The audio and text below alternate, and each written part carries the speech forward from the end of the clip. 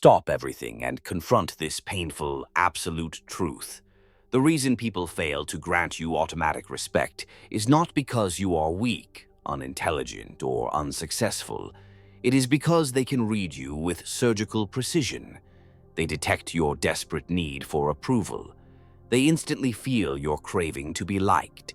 They sense your paralyzing fear of conflict. And that transparency is precisely where you lose all your leverage. A weak, readable presence is a psychological invitation for disrespect. The external world, the competitive market, the ruthless social hierarchy does not respond to your emotional pleas. It does not care how hard you try or how pure your intentions are. The world responds exclusively to power. Real power is never loud, it never begs, it never wastes energy explaining itself. It is silent, calculated, and absolute. Think about the last time you absorbed a slight, a message ignored, a voice talking over yours in a meeting, a joke made at your expense. Why did they execute that maneuver? Because they knew they could, because something in your projected energy, your aura, signaled to them that there would be zero meaningful consequences. You do not gain respect by being universally nice. You gain respect only when people sense they absolutely cannot move you, break you, or read your intentions. You gain respect when your presence alone forces them to think twice before attempting to test your boundaries. Machiavelli, the master of strategic necessity, taught that power is not given, it is taken. This video will expose his darkest power laws, the precise strategic blueprints that forge a ruthless aura that nobody can resist or control. This is not motivational filler. This is the raw psychology of dominance, the verifiable science of presence, and the only path to becoming psychologically untouchable. Watch until the end, because the final principle will fundamentally redefine your understanding of personal influence. Now, commit to the mindset that changes everything. Drop this affirmation in the comments. I am unshakable. My presence is my command. Number 1. Power through mental stillness. Let me ask you a surgical question. When was the last time you experienced that debilitating internal moment where you second-guessed yourself mid-sentence, holding back a critical thought because you were desperate about how it would be received? That hesitation, that private flicker of self-doubt, is the precise point where your power bleeds out. Power does not originate in aggression or physical size. Power begins in mental stillness. When your mind achieves a state of calm, cold conviction, every aspect of your external presence shifts immediately. Your tone acquires an edge of non-negotiable finality. Your words gain measurable weight. Your very silence becomes heavy with implication. And the world, without understanding the psychological mechanism, starts instinctively adjusting to your energy instead of the other way around. The psychological cost of doubt. Most men systematically destroy their own power by harboring self-doubt in silence. They enter a room already questioning their right to be there. They speak, and their eyes dart around, desperately scanning faces for a nod of agreement or a sign of validation. They act, and then they wait for external approval. Machiavelli taught that uncertainty is an open invitation for manipulation. When others sense your internal confusion, they will predictably test you, push boundaries, and speak over you. This is not malice. It is a law of human nature. We are wired to follow those who project certainty and ignore those who appear lost. Machiavelli defined the core metric of influence. Men judge more by the eye than by the hand. People do not defer to you because you are louder. They follow what they see in your eyes. The eyes of the uncertain wander, seeking permission and approval.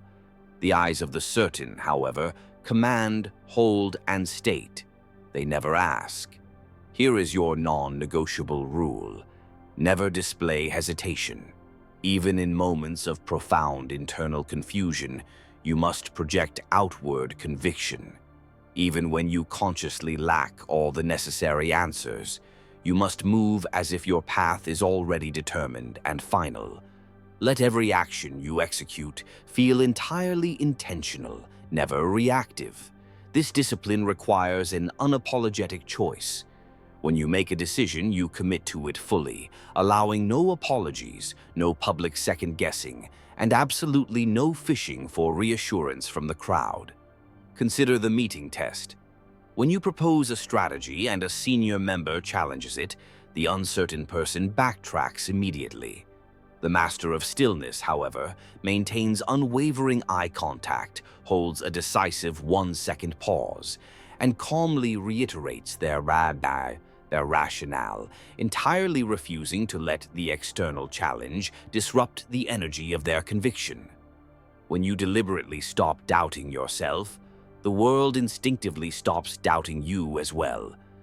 That unshakable internal shift is the absolute foundation of an aura no one dares to question. Drop this affirmation in the comments. I am certain. My will is unwavering. Number 2, the mask of controlled aura. Now, let's discuss the most critical tool for external defense, the mask. You must understand the difference between the amateur and the master strategist. Amateurs reveal every emotional ripple. Masters reveal nothing. I do not care how profound your anger is, how consuming your excitement, how deep your frustration, or how sharp your hurt. The moment you permit that raw emotion to become visible, you willingly hand others the key to your internal control. Think back to the last time an adversary deliberately got under your skin and you snapped. Did they back down? Perhaps, but the critical result is that they learned the exact frequency of your triggers. You just provided them with a free map to your deepest psychological weaknesses. This is precisely why you must master the art of controlled expression, maintaining a steady tone, a composed posture, and an absolutely unreadable face. You are not emotionless. You feel everything. But you rigorously choose what limited information is permitted to cross the threshold of expression. The psychological advantage of opacity. People do not follow honesty. They respect mystery. They follow calmness because it psychologically registers as dominance. When others cannot successfully figure you out, they default to assuming you are more intelligent, more experienced, and more strategically dangerous than you might actually be. Machiavelli defined the necessary discipline of silence. It is unnecessary to speak of everything you think. Internalize this. You owe no one access to your internal world. Your thoughts, your feelings, your strategies, and your vulnerabilities belong exclusively to you until you strategically decide otherwise. When adversaries cannot read you, they are compelled to fear misjudging you, and that fear instantly transforms into your invisible, unassailable armor. Here is how the mask of controlled power looks in a high-stakes scenario. Someone launches a direct, personal insult against you in a meeting. The amateur defends frantically or fires back emotionally. The master strategist pauses. You hold their gaze with unwavering calm. You might acknowledge the comment with a slight, almost imperceptible nod. Then you continue the discussion exactly as if the insult held zero consequence or gravity. What has just occurred? You refuse to react, leaving them psychologically exposed. They now do not know if you are genuinely unbothered, if you are planning a precise, delayed counterattack, or if you simply did not register their comment as worth your energy. That paralyzing uncertainty makes them the one feeling exposed. The mask of controlled power means you become a mirror. People project onto you what they fear or respect, and you never correct their assumption. You simply watch, absorb, and move accordingly. Stop explaining yourself. Stop justifying your choices. Stop showing your hand before the final game is over.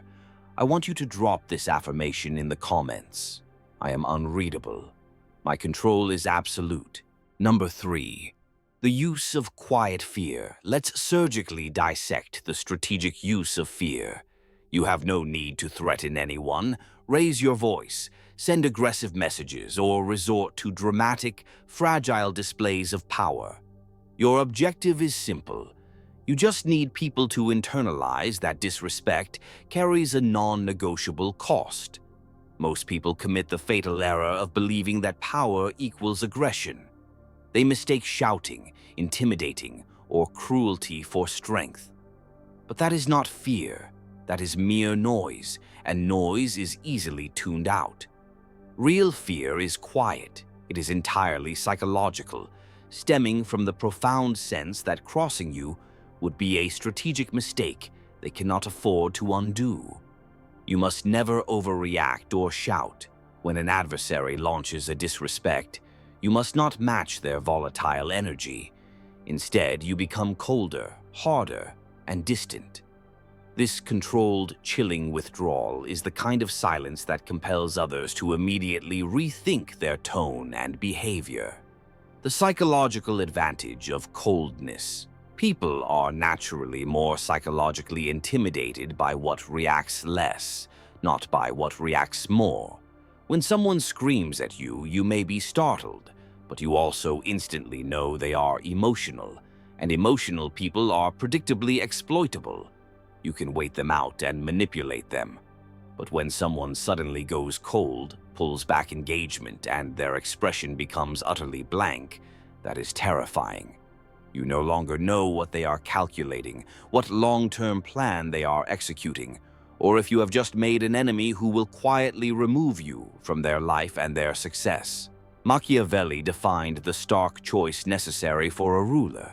It is better to be feared than loved if you cannot be both. This does not necessitate open hostility. It demands a presence that commands precision. It means people choose their words with deliberate care around you because they instinctively sense you are not an individual to be tested. Consider a scenario. A colleague makes a disrespectful, cutting joke at your expense in a public group setting. The crowd nervously laughs. Here is the master's response. You forbid yourself from laughing along or lashing out. You let the laughter die completely. Then you look at the offender, not with anger, but with unwavering, present attention. You hold their gaze for a beat longer than is socially comfortable. Then you simply and calmly change the subject or walk away. There is no scene, no explanation, just an immediate, chilling shift in the psychological temperature of the room. What has just occurred? You didn't validate or entertain the disrespect. You marked it.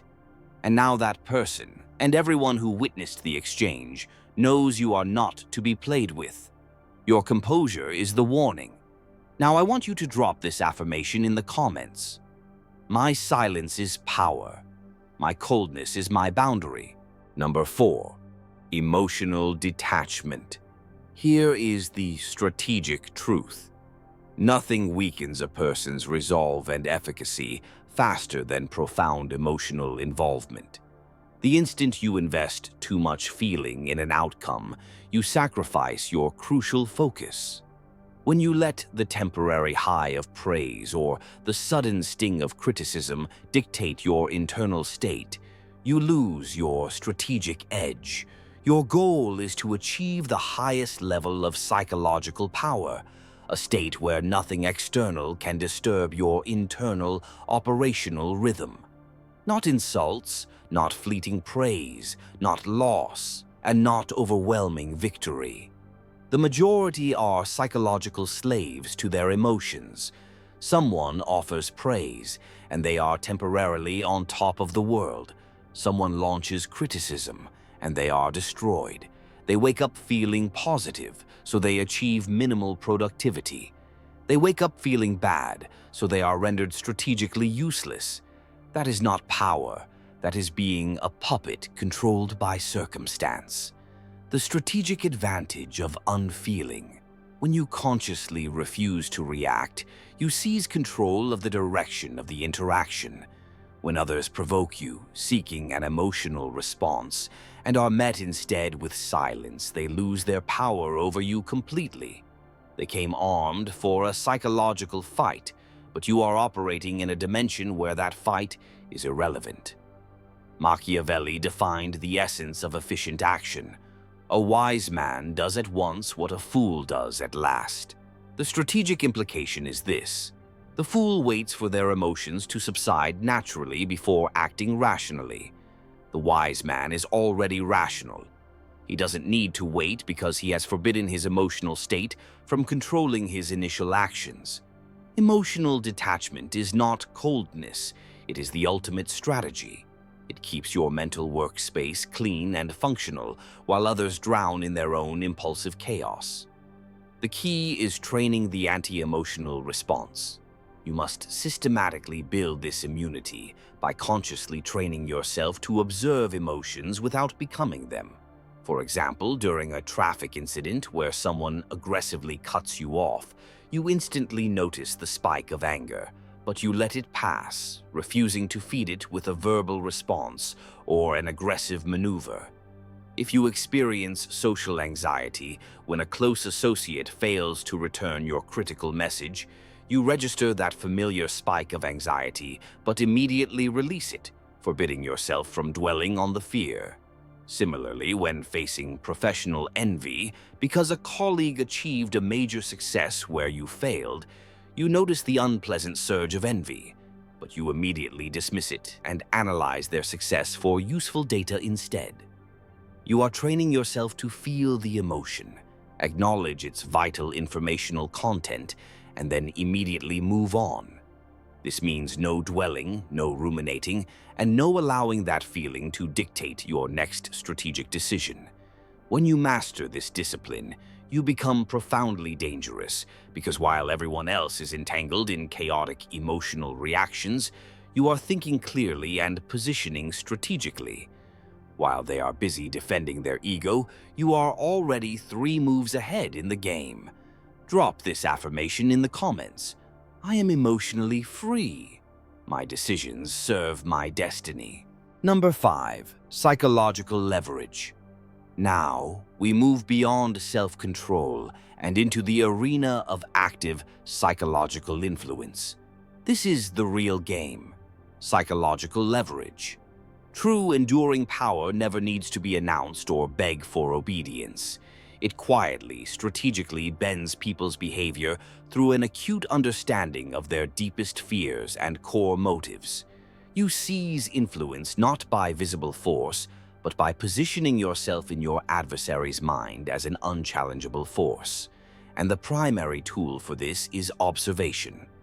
The majority are too consumed by their internal monologue to pay attention. They are so fixated on what they want to say next that they miss the overwhelming flow of information happening around them. But you, the strategist, you watch, you listen, you study. You use observation as a lethal weapon. You meticulously note what makes people light up, what instantly makes them defensive, their profound insecurities, their desperate sources of pride, and the subjects they actively avoid. Crucially, you do not use this intelligence to please them. You use it to precisely position yourself in their mental landscape. The law of strategic exposure. Machiavelli counseled on self-preservation. The wise man does not expose himself to danger without reason. This applies perfectly to social dynamics. Do not reveal yourself unnecessarily. Do not share your plans before they are executed. Do not explain your strategic moves while you are still playing the game. You must use silence as a mirror. While they frantically talk and reveal themselves, you remain still and calculate the proper strategic response. Imagine a high-stakes negotiation. The average person talks too much, frantically attempting to convince the other side of their own merit. But you deploy leverage. You ask open-ended, probing questions. You let them talk until they reveal their own critical deadlines, financial pressure points, or secondary options. You notice what they emphasize, what they dismiss, and where they hesitate. Every word they utter becomes actionable data. Then, when you finally choose to speak, you frame your position exclusively in terms of what you learned about them. You are not selling a generic pitch. You are hitting precise psychological targets. This is how you control without issuing a single command.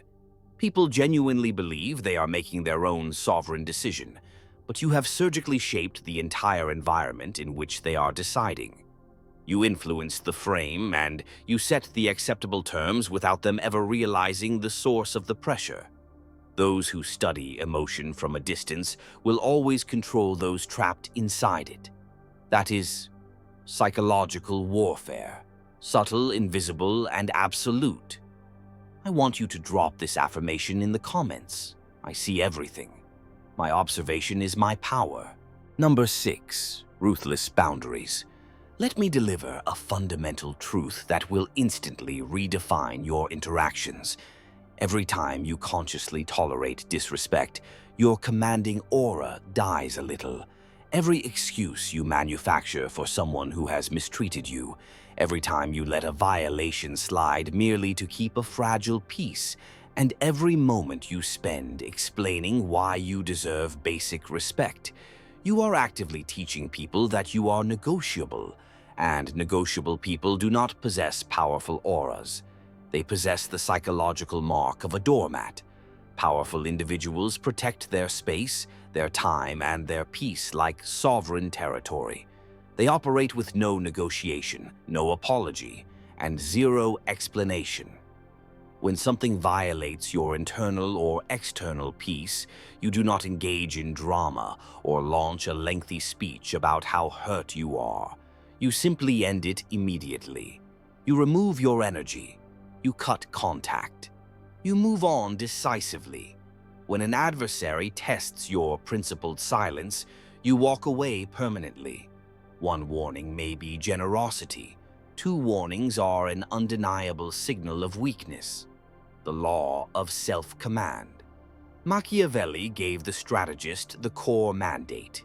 He who wishes to be obeyed must know how to command, and command begins entirely with the mastery of yourself.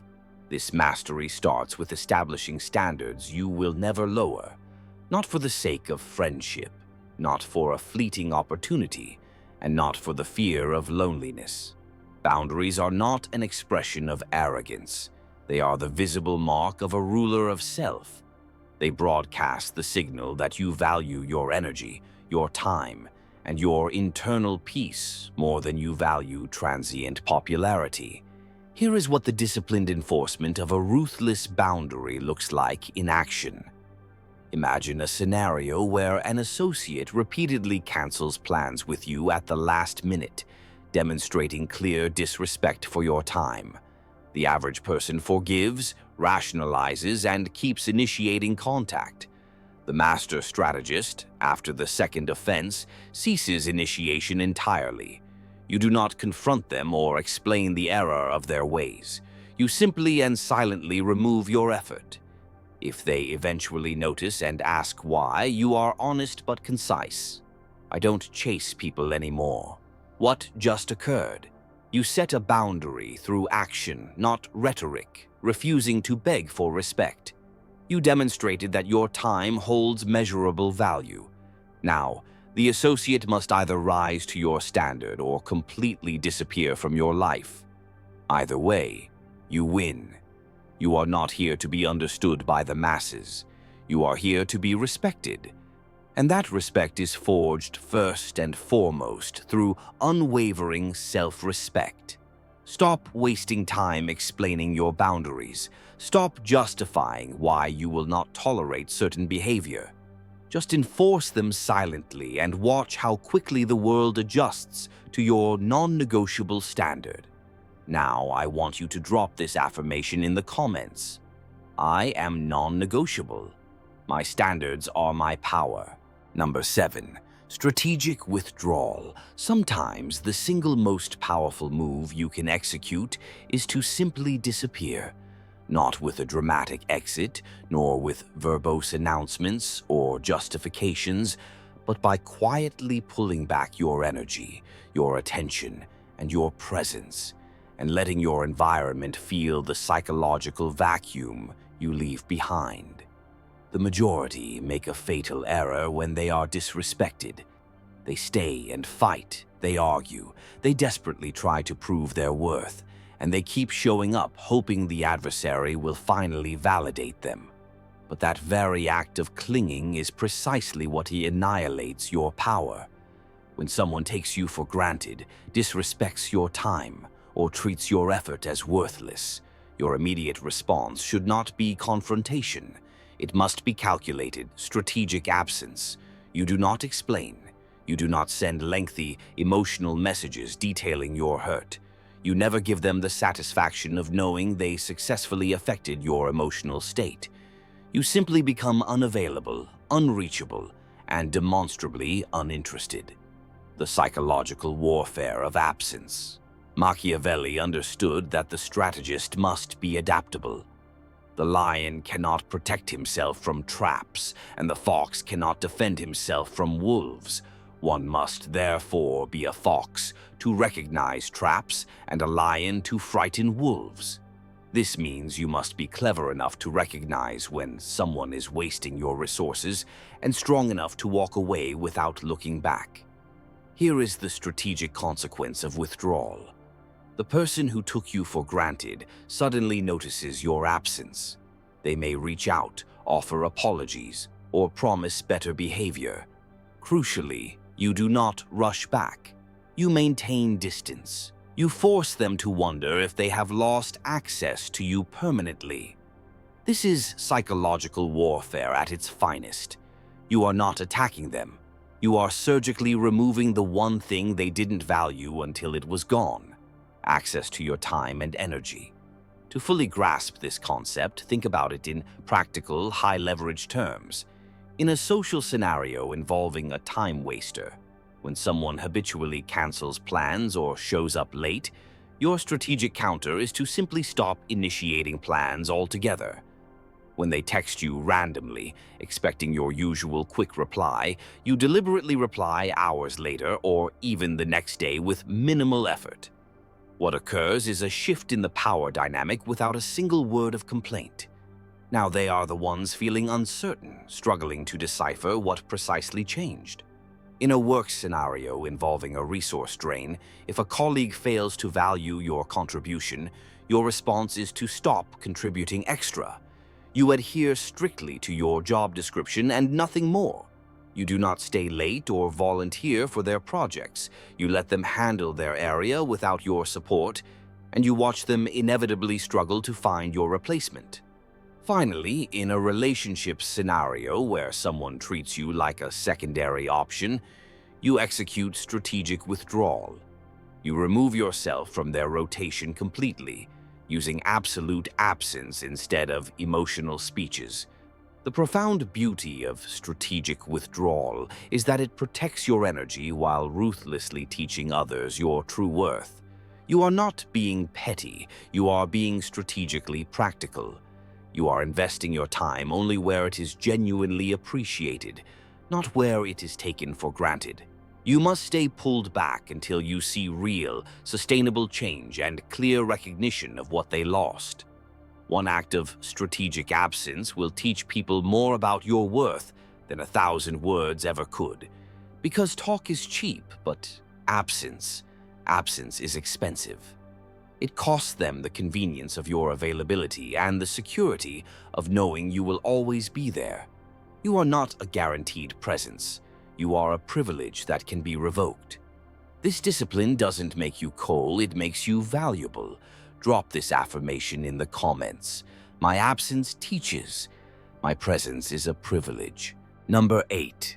The crown of untouchability.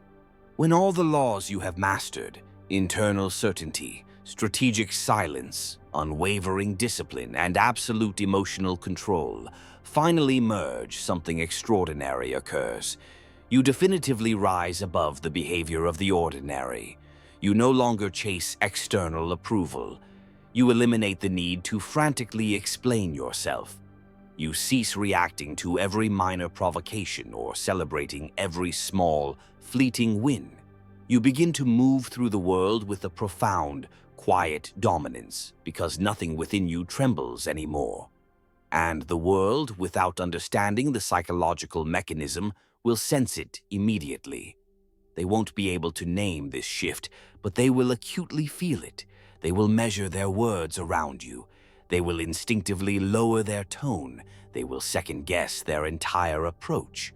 Not because you have physically threatened them, but because your presence alone commands precision. That is the aura no one can resist. The aura of total, unassailable composure. The mastery of adversity. Think about the few individuals you have encountered who genuinely possess this quality. They never needed to announce their importance. They never relied on titles or loud voices. They simply existed at a different psychological frequency, and everyone else in the room automatically adjusted to their rhythm. That powerful state can be yours, but it requires unflinching commitment. It demands that you cease seeking external validation and dedicate all your energy to building internal certainty. It requires you to ruthlessly train yourself out of emotional reactivity. It requires you to establish and maintain boundaries that others will label as harsh, but which are non-negotiable for your peace. Machiavelli defined the essence of taking control. Fortune favors the bold. But boldness is not recklessness. It is the courage to stand alone in your principles when everyone else is frantically compromising theirs. You do not achieve the state of untouchability by avoiding pain or adversity. You become untouchable by mastering it, by walking through discomfort without flinching, by losing without breaking, by absorbing insults without defensively reacting, and by being tested without cracking your resolve. This is the crown of untouchability, the proven ability to remain fundamentally yourself, regardless of the chaos of external pressure. When you fully reach this state, the transformation is undeniable. People who used to challenge you will suddenly seek your counsel and respect you. People who dismissed you will actively pursue your opinion. People who overlooked you will feel the profound operational void of your absence. Why? Because you deliberately stopped playing their game. You stopped needing their approval. And in doing so, you became the most powerful, unmovable piece on the strategic board. The truth about power is this. It isn't about being aggressive, it's about being unmoved. In a world drowning in noise, silence becomes intimidation. In a world of reaction, stillness becomes control. In a world where everyone is desperate to be seen, the person who doesn't need attention becomes magnetic. You don't require permission, a title, or someone's approval to be respected. You only need discipline and the courage to stand alone in your certainty.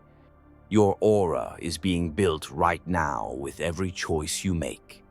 Make it count. Drop this final affirmation in the comments. My aura is untouchable. My certainty commands respect.